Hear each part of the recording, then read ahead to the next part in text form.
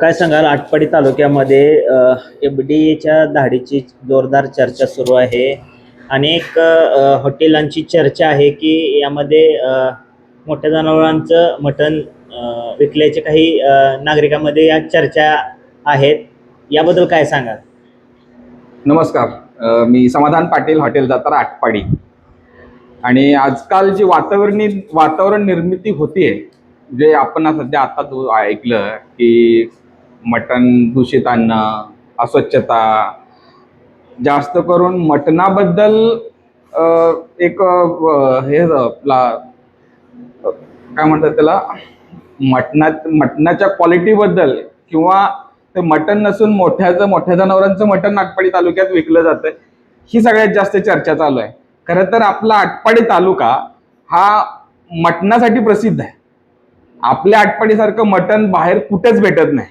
आणि आटपाडी तालुक्यात मटण खाणारी एवढी दर्दी लोक आहेत की त्यांना एक पीस खाल्ल्यानंतरही समजतात, ओळखू शकतात की खरंच बोकडाचं मटण आहे का शेळीचं आहे. एवढा फरक इथल्या लोकांना चांगला लगेच कळतो. आणि जर मोठ्याचं मटण असेल तर तो मग माणूस बघितल्यानंतर त्याच्या अपिअरन्स वरून पण लगेच ओळखतात आपल्या आटपाडीत. एवढी दर्दी लोक आहेत. लहानपणापासून पिढ्या बोकडाचं मटण खात आलेत. भेंडीचं आहे का शेळीचं आहे का बोकडाचं आहे हे सुद्धा बघितल्यानंतर लोक ओळखतात. आता काही विघ्न संतोषी लोक आहेत आटपाडीत की ज्यांना काही लोकांचं बघवत नाहीये. एखादा हॉटेल चालवायला, बिझनेस चालवायला किती कष्ट घ्यावं लागतं, किती त्याच्या पाठीमागे मेहनत घेतली जाते हे तो हॉटेल चालवणाऱ्यालाच फक्त माहित असतं. दिवसाचे 14 16 तास हॉटेलसाठी घासावे लागते. कधी परिवाराला टाइम देता येत नाही. प्रत्येक गोष्टीतला आम्हाला इथं हजर राहावं लागतं. एवढी मेहनत करणारा माणूस प्लस माझ्याकडे काम करणारा कामगार वर्ग आहे, त्यांची पोटही ह्या हॉटेलच्या जीवावर चाललेलं असतात. आता ज्या काही अफवा उठवतायत लोक, त्यांना ह्याच्यापासून फायदा काहीच नाहीये. पण आमचं होणारं नुकसान आहे ते इथं काम करणारे लोकांची पोट, त्यांचा परिवार याच्यावरती चालतोय. लोक 10 15 30 हजार रुपये मध्ये काम करतायत इथं. त्यांच्या जीवनावरती किती परिणाम होईल बरं. हॉटेल आटपाडी तालुक्यात असेल किंवा आटपाडीत किती हॉटेल्स आहेत आणि त्या हॉटेलमध्ये काम करणारा किती कर्मचारी वर्ग आहे, ह्या सगळ्या लोकांची पोट जर ह्या हॉटेलच्या एका धंद्याच्या जीवावर चालत असतील आणि त्याच तुम्ही ज्या ह्या अफवा उठवताय की इथं हे असं वेगळं काम केलं जात आहे, तर त्याचा त्या लोकांच्या जीवनावरती किती परिणाम होतो ह्याचा तुम्ही का विचार करत नाही?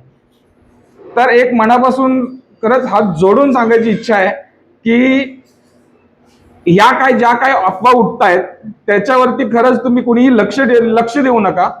स्वतः अनुभव घ्या आणि खरंच तुम्हाला त्याचा जर फरक कळतोय की मोठ्याचं मटण आहे की बोकडाचं मटण आहे की कशाचं आहे, तर तुम्ही त्याचे पुरावे सादर करा आणि मग बोला. पुरावे समोर द्या, तिथल्या तिथं दाखवा आणि त्याच्यावरतीच विश्वास ठेवा. फक्त कुणीतरी काहीतरी सांगतंय, कुणीतरी दुश्मनी आहे, कुणीतरी वाईट करायचंय या हेतून जर काही अफवा उठवत असतील तर एक हात जोडून विनंती आहे की तुम्ही त्याच्यावरती खरंच विश्वास ठेवू नका. कोणी आमचं पहिल्यापासून हॉटेल चालू केल्यापासून 6 वर्ष आम्ही अविरत सेवा देतोय, दिवस रात्र मेहनत करतोय आणि आमची पहिल्यापासून एकच उद्देश आहे की इथं जे अन्न शिजवतो ते स्वच्छ असावं, शुद्ध असावं आणि ताजं असावं. आम्ही ह्या 3 गोष्टीवरती पहिल्यापासून काम करतोय. आमचं किचन असेल, आमचं पुढचं डायनिंग एरिया असेल, आम्ही त्याच्या पाठीमागं ते स्वच्छ ठेवण्यासाठी खूप मेहनत घेतोय.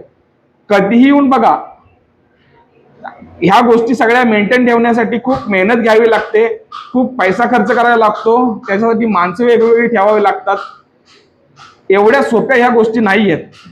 आटपाडीमध्ये विविध ठिकाणी धाडी पडल्याच्या सुद्धा चर्चा आहेत. आपल्याकडे काय असं झालंय का? माझ्याकडे आजपर्यंत मला वाटतंय, हा, पोलीस लोक वगैरे जेवायला येतात, आमच्या पुढे गाड्या लागतात, जेवायला येतात, तृप्त मनसोक्त जेवतात, पोट भरून जेवतात, जेवण खूप चांगलं झालं म्हणून सांगतात आणि म्हणून परत येतात. बाकी धाडीबिडीसाठी आमच्याकडे कुणीही आलेलं नाहीये. ह्या सगळ्या अफवा आहेत. हा जो प्रकार चाललाय हा व्यावसायिक स्पर्धेतून चालू आहे की काही राजकीय हेतूमधून चालू आहे, असं काय वाटतं तुम्हाला? ह्याच्यामध्ये दोन्ही गोष्टीची बाजू मला दिसते. पहिली एक गोष्ट दिसते की व्यावसायिक स्पर्धा सध्या आटपाडीमध्ये हॉटेल्सचा आता सुरुवात झालाय. जो कोणी उठतोय तो हा हॉटेल ह्या व्यवसायाबद्दल बघतोय, अरे हा तिकडे हॉटेल चांगलं चालतंय आणि आता आपणही तेव्हाच्यामुळे उतरू. ह्याच्यानुसार ह्याच्यासाठी सुद्धा सध्या हे जे काय चालू आहे आटपाडीमध्ये ते एक आहे. आणि दुसरा मला राजकीय पण कोणी, आता मला ऍक्च्युली तसं सांगता येणार नाही, पण राजकीय पण हेतू मला याच्यामध्ये दिसू शकतो.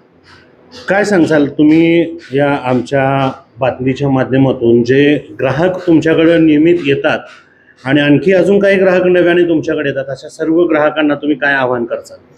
आमचं आव्हान एवढंच असेल की जो विश्वास तुम्ही आजपर्यंत आमच्यावर ठेवलाय आणि आमच्याकडे जेवत आलाय, तोच विश्वास आमच्याबद्दल कायम राहू द्या. आम्ही तुम्हाला त्याबद्दल कसलीही तक्रार करण्याची आम्ही तुम्हाला संधी देणार नाहीये. आम्ही जे आजपर्यंत शुद्ध आणि ताजं अन्न पुरवत आलोय तेच आम्ही इथून पुढेही तुम्हाला देत राहू.